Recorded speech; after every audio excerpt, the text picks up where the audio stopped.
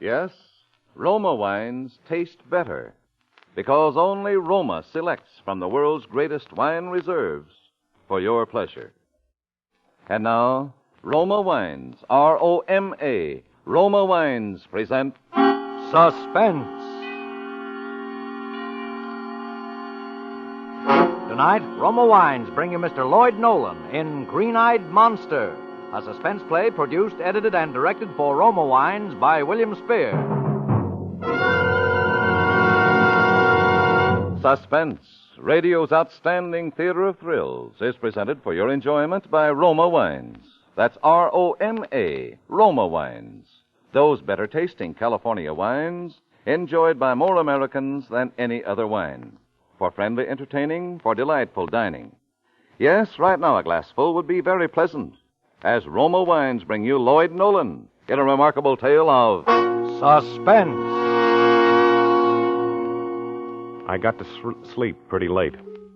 I'd been reading a book about the Civil War, and I got interested in the section on Gettysburg.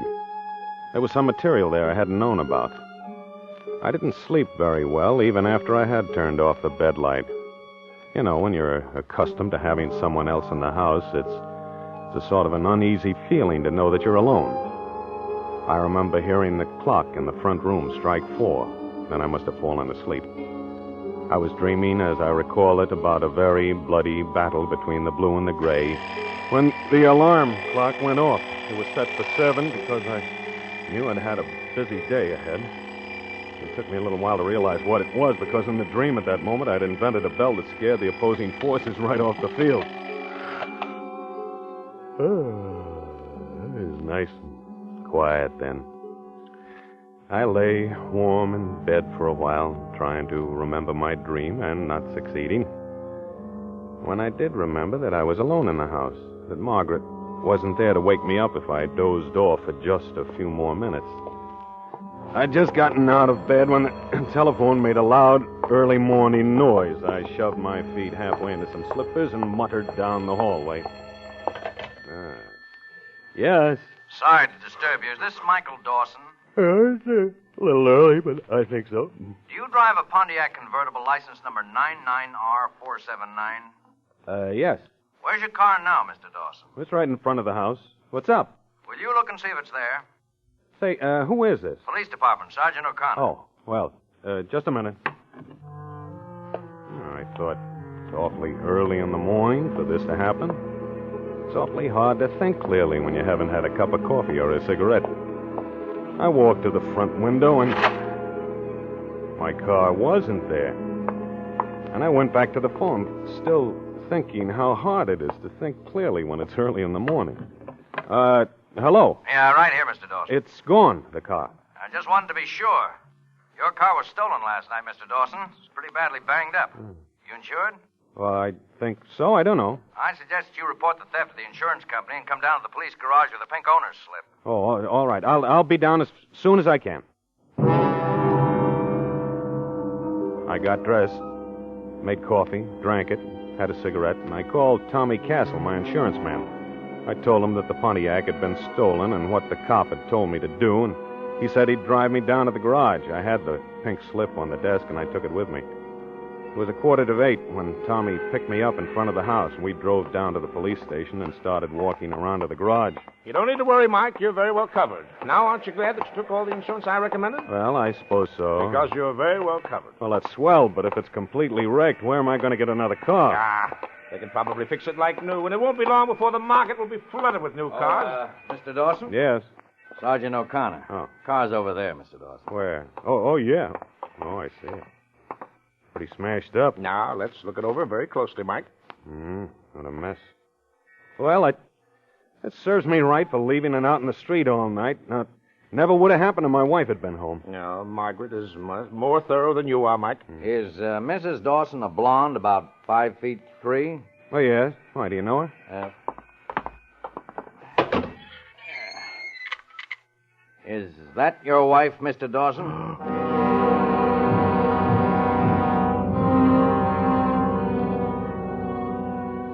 Stuffed in the trunk of the car was Margaret. She was wearing the same dress she'd had on the date. Tuesday it was. The day she'd gone to visit her mother. The whole scene was very clear. I can remember easily. Her face was smudged, and I thought she wouldn't like to be seen with her face dirty. And her clothes were badly rumpled. And just below the left shoulder blade, sticking up straight from her back, was the handle of a brass letter opener. I started to weave a little then. Hey, you all right, Mr. Dawson? Easy, Mike, easy. Come over here and sit down. Oh, I'm all right. Please, I'm all right. Sorry I told you that way, but we had reasons. Reasons? Well, it seems to me that you could have been a little Who more... could have done it? Who wanted to kill Margaret? She had a few little faults the same as all of us. Who were on a kill for them? Here. Come on, sit down. Looks like our local Jack the Ripper again. Stabbing, the whole general setup. He never did anyone any harm.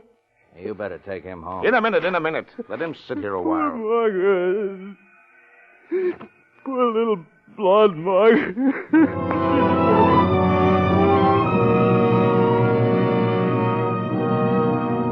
I did that pretty well, don't you think? Because I wasn't surprised at all. I'd planned the whole morning. I didn't think it would all happen that early, but I knew it would happen. You see, I had stolen my car and left it wrecked for the police to find.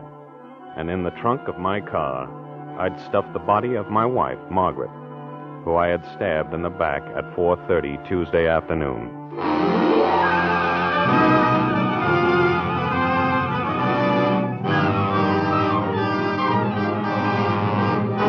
For Suspense, Roma Wines are bringing you Lloyd Nolan in Green-Eyed Monster.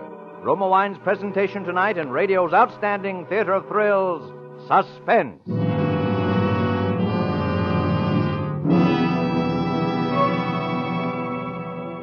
Between the acts of Suspense, this is Truman Bradley for Roma Wines. More Americans enjoy Roma than any other wine. Yes, Roma is America's favorite wine, for everyday pleasure, for gracious hospitality. Because in Roma you enjoy the important difference of better wine, extra goodness in fuller bouquet, richer body, and better taste. And there's a reason Roma wines taste better. First, Roma selects California's choicest grapes. Then, with ancient skill and America's finest winemaking resources, Roma master vintners guide this grape treasure unhurriedly to tempting taste perfection. These choice wines are placed with mellow Roma wines of years before. And from these reserves, the world's greatest reserves of fine wines, Roma later selects for your pleasure. Discover for yourself the finer quality, the better taste of Roma California wines. Tomorrow, enjoy a glass of Roma sherry, port, or muscatel. You'll agree that Roma wine is your best buy in good taste. That's R-O-M-A, Roma, the better tasting wine. And now, Roma Wines bring back to our Hollywood soundstage Lloyd Nolan as Michael Dawson and Kathy Lewis as his wife Judy in Green-Eyed Monster, a tale well calculated to keep you in suspense.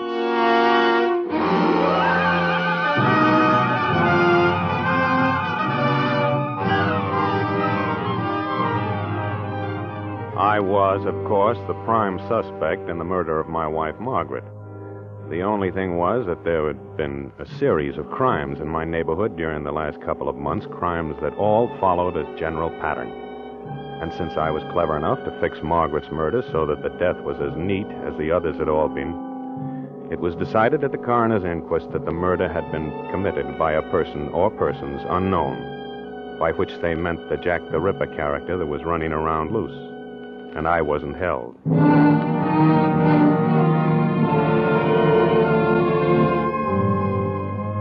I waited a decent week after it was all over. And then I called Judy. My Judy.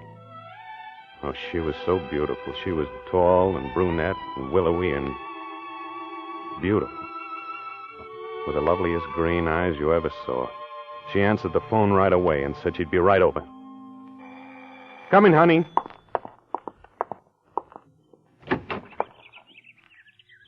You're the most beautiful thing in the world.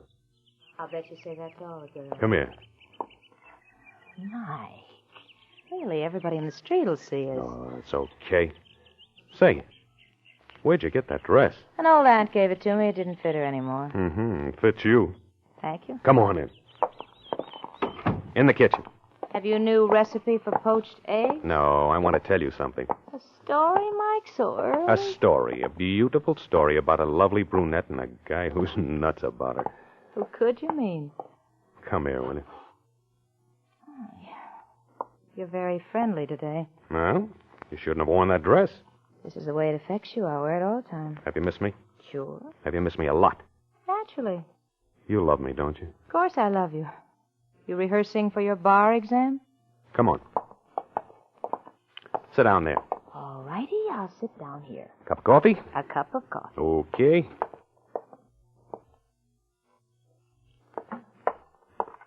There you are. Don't you want some? No. Sworn off? No, I have something to tell you. I'm sorry about your wife. Yeah, it was quite a blow. I'll bet. What do you mean by that? I thought you said you loved me. Well, I do. Then you aren't too sad about Margaret, are you? Well, it's a shame that she had to end up that way. You know how those things are. Give me a kiss and stop talking so much. New perfume? Mm-hmm. Where'd you get it? Oh. Where'd you get it? Well, really? Do you own me or something? I want to know where you got that perfume. Sit down and relax. What's the matter with you? I ought to slap your face. You do, and I'll slap you right back. Oh, Judy, I love you. Of course you do. Well, that's what I want to know. I get jealous. Naturally. Do you love me? Sure. But you don't act like you love me. Do you want me to gaze at you with great fawn eyes? No, of course not. What do you want? I want you to tell me that you love me. Why? Because Go on. Well, I've proven how much I want you. I think that you should return the feeling. How have you? Have what? Proven how much you want me. Why, by telling you over and over again that I love you, by loving you more than Margaret. Why? By killing Margaret? What? You heard me. What makes you think I killed Margaret? Didn't you? Now, look, Judy. Now, this is a pretty tough way to treat Didn't you? Yes. Then I love you. Kiss me, Mike.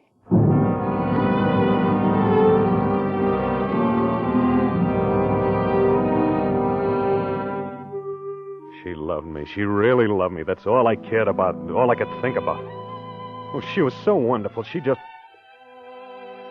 We got a little house in Glendale and were married out there where nobody knew us. And then that first evening, the first hour almost, that we were alone together in our own home, somebody came to the door. Well, it was Tommy Castle. He barged in. He talked and talked about insurance. And yours too, Mrs. Dawson. That's why I feel it's my privilege, yes, my duty to talk to you this way. Now, I'm the last one in the world who wants to stir up any unhappy memories, but, well, if you remember, Mike, I urged you repeatedly to take out a joint life insurance policy on yourself and on your, that is the farmer. You mean Margaret? Yes, thank you. Well, you know what happened? What happened, Mr. Castle? Why, he never took out the insurance. And so when Margaret, she simply wasn't insured. Maybe that's just as well, Mr. Castle. Well, I'm afraid I don't follow you, Mr. Well, Dawson. if Mike had collected any insurance when Margaret was killed, those silly policemen, you know how they are. They might have thought Mike had some reason to...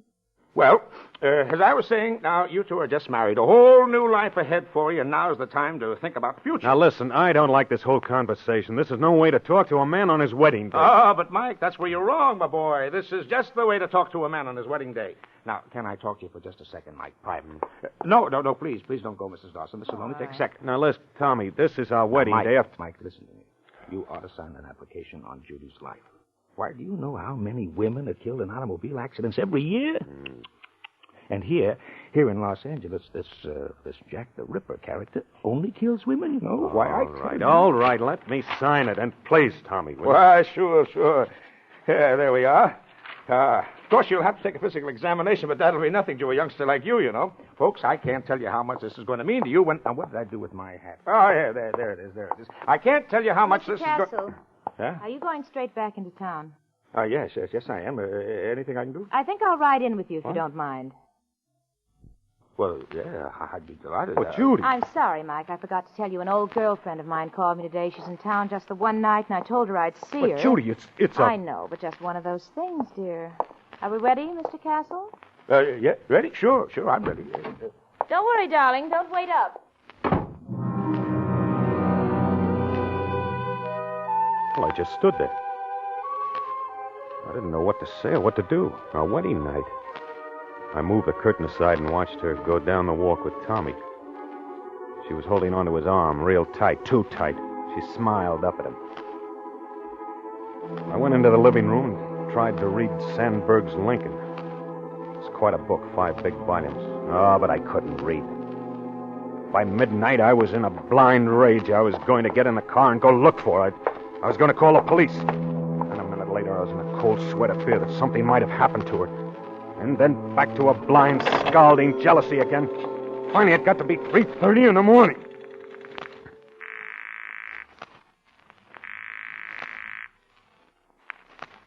Hello? Tommy? Is that you, Tommy? Huh? Oh, Mike, I just came in. I heard the phone ringing and ran up the stairs. I'm a little out of breath. Where's Judy? Huh? Judy? Oh, you mean the missus? What? I don't know. Didn't she? Where did you see her last? Why, I let her out at sunset on Western, and that was about... Oh, you did you? Well, of course I did. Good gosh, Mike, you don't think that I... So, darling, I told you not to wait up. It's 4 o'clock in the morning. I know, darling. I'm sorry. Poor Ethel wanted to talk about her troubles. I just couldn't bear to leave. I smell coffee. Poor Ethel. This was our wedding night. Darling, you're white as a sheet, and you're trembling. But sure I am. Wondering about at this hour and this Jack the Ripper character. What was that? Where have you been? What have you been doing? Well, I just told you, Ethel Darcy... Now listen to me. Listen to me. If you ever do a thing like this again... Now, darling, you listen to me. You're not going to try to run my life for me, are you? Your life? I'm thinking about our life. I'm thinking about the... Mike, that's what I'm thinking about, our life. And that's not all I'm thinking about. Well, all right, then. I'm thinking about Margaret. Margaret? You mustn't be like this, darling. You must promise me not ever again. Because I don't think Margaret would like it.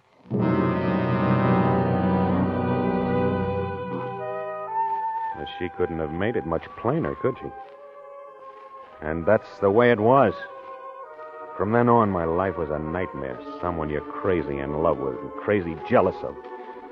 Wondering where they are, who they're with. Not able to do a thing about it. Sometimes I'd think it was getting better. It was going to be all right. She'd stay at home for days at a stretch or a couple of weeks. And then it would begin all over again. She'd just take the car and go. Always some girlfriend, she said. Girlfriend. Well, finally, I guess I did go a little crazy. I had to know one way or the other. So one night when she was getting ready to go out, I went to the garage. I jimmied the lock on the trunk compartment of the car so she couldn't be snapped shut again, and I crawled in, pulled the lid down after me. I must have been crazy because it never even crossed my mind until I was lying in there all scrunched up in the dark about the last time anybody'd been in there. I mean, Margaret.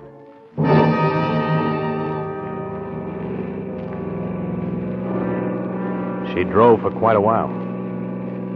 It almost seemed as though she was just cruising around. I mean, not heading for any place in particular. Finally, she stopped. I heard her get out of the car and go in somewhere. When I was sure she'd gone, I cracked the lid of the trunk open and looked out. It was dark. She was going into a crummy little cafe. She was in there a long time. And when she came out, there was somebody with her. It was a girl. There we are. No trouble. I'll drive you home. Kind of a long ways. I could get a taxi. I don't mind. Go ahead, get in. Well, thanks.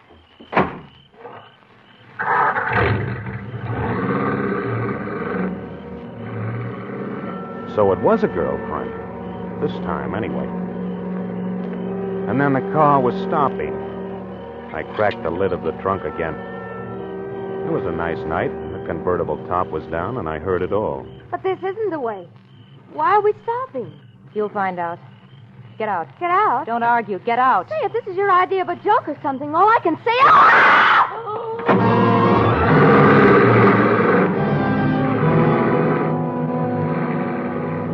As the car roared off, I had a glimpse of it lying there by the road.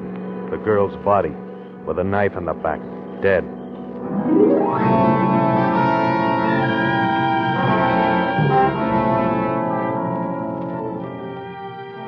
After the car was back in the garage, it seemed as though I lay in that dark trunk for hours, shaking, trembling all over. After a while, I crawled out of the trunk all cramped and stiff and went into the house. And there she was in bed. She looked at me with those half-closed eyes. Those lovely, lovely green eyes.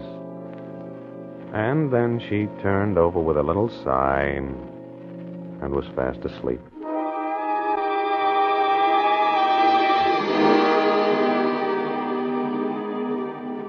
As I lay there in bed staring into the darkness, the only answer that seemed to make any sense was that I was losing my mind because of what I'd done to Margaret, maybe. That I'd imagined the whole thing. But the next morning, there it all was in the papers. More murder pictures. Fiend strikes again. Fiend. That was my Judy. My lovely, wonderful Judy. The woman I was in love with.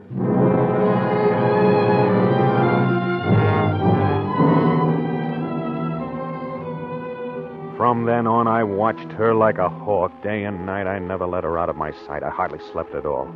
I did things like letting the air out of the tires so she couldn't use the car. Like hiding everything in the whole house that was sharp or pointed. Knives, ice picks, scissors, letter openers.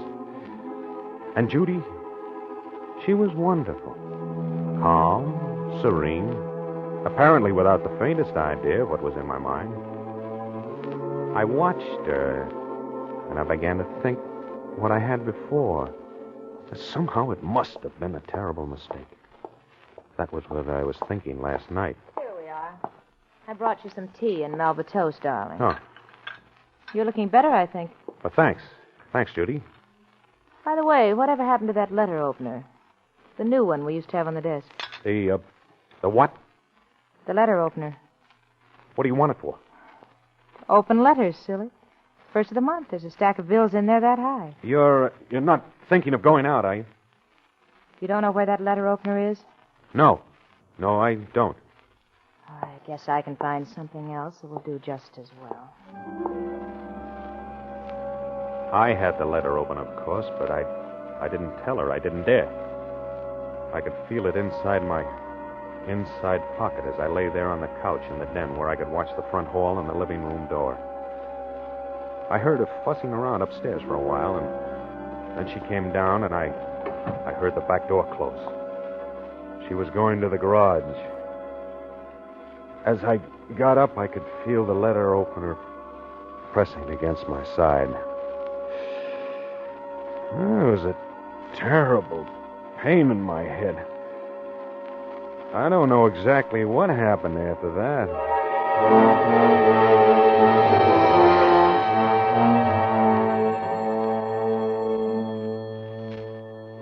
And the next thing, the phone was ringing, and it was morning. I got up off the couch, and I stumbled out into the hall to answer. I'm always groggy in the morning, but before I've had my coffee and a cigarette, but this morning it was as though I'd been drugged or something. I couldn't think at all. Hello. Mr. Dawson? Michael Dawson? Yeah? You drive a Pontiac convertible license number 99R479? Yeah, I think that's the number. Why? Well, we've got your car, Mr. Dawson. Your insurance agent, Mr. Castle's down here already. Oh, yes. We'd like you to come down here right away and bring your pink owner's slip. Oh, wait, who's this? This is the police department. I was still pretty much in a fog when I got down there. I couldn't quite figure things out. My car must have been stolen again. Really stolen this time. Wrecked, I suppose. And where was Judy? Maybe she'd wrecked it. Or maybe they'd caught her. No, but then they'd have told me about it, not just asked about the car. Tommy met me outside. He must have been waiting for me. How are you feeling, old man? All right, I guess. I'm afraid you're in for kind of a shock. Why, is it pretty bad? Pretty bad. Oh, there he is now. Mr. Dawson? Yes. Come this way, please. Is, that your car, Mr. Dawson? Yes. Yes, but it isn't wrecked. There doesn't seem to be anything the matter with it at all. Lift up the trunk, will you, Sergeant? Yes, sir.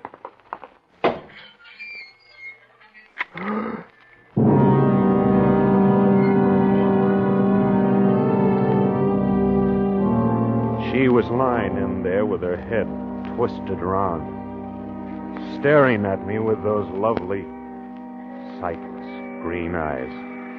Dead. Judy. My Judy. And the letter opener was in her back. He'll come around in a minute. You better get a stenographer in. He'll probably want to make a statement now. You all right now, old man? Yeah, sure. We can't pay the insurance, of course, you know. You understand that. Insurance? The life insurance on Judy. But I'll get you a lawyer, do anything I can. Lawyer? Don't you think you're going to need one, Mr. Dawson? Oh, I'll take care of all of that. One accident, that's one thing, but two wives, both in your car. Now there's your letter opener with your fingerprints on it. It won't go, Mr. Dawson, not anymore. Oh. And then, of course, there are all the others, 7 of them that you killed in the last 3 months. That I killed? Now, Mr. Dawson, you're not going to give us any trouble, are you? No, I'm not going to give you any trouble. Well,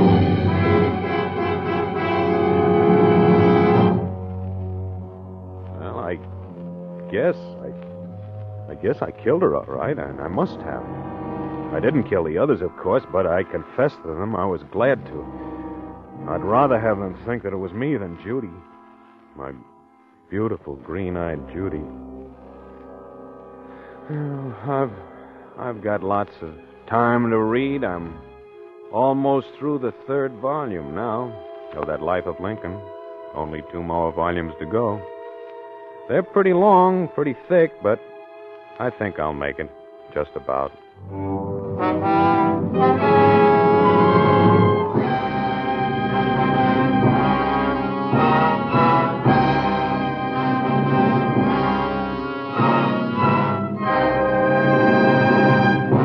Suspense.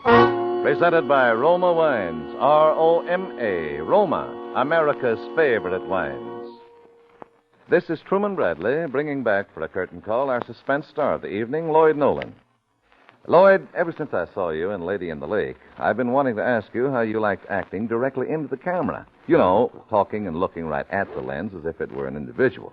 Well, I really enjoyed it, but it was a little tough. Acting is easier when you're talking to another person. It sort of helps to watch his reactions, see his expressions change as you deliver the lines. You know? Well, Lloyd, if you like to watch reactions, just try this idea, will you? To see your friends' expressions reflect pleasant anticipation, serve them Roma California Sherry from this hamper of Roma wines. Yours to enjoy with the compliments of Roma, the greatest name in wine. Well, thanks, Truman. I will. I'm sure you'll find, as I do, that everyone enjoys Roma Sherry. For this golden amber, fragrant wine with its tempting nut-like taste is so good so many ways. Roma Sherry is the perfect first call to dinner, the ideal start to a pleasant meal every day. And Roma Sherry is delightful and right for friendly entertaining any time. That's right, Truman. Roma Sherry is always the best of taste. Yes, Roma Sherry does taste better because Roma selects the better-tasting wines from the world's greatest wine reserves. That accounts for the delightful difference in Roma wines. The fuller bouquet, richer body, and the better taste. That's why more Americans enjoy Roma than any other wine. There's 3 very good reasons, Truman. Well, thank you and good night. Lloyd Nolan appeared through the courtesy of 20th Century Fox, producers of the late George Apley. Tonight's suspense play was written by Elliot Lewis and Robert Richards. Next Thursday, same time, you will hear Mr. Richard Conte as star of Suspense. Produced and directed by William Spear for the Roma Wine Company of Fresno, California. This is CBS, the Columbia Broadcasting System.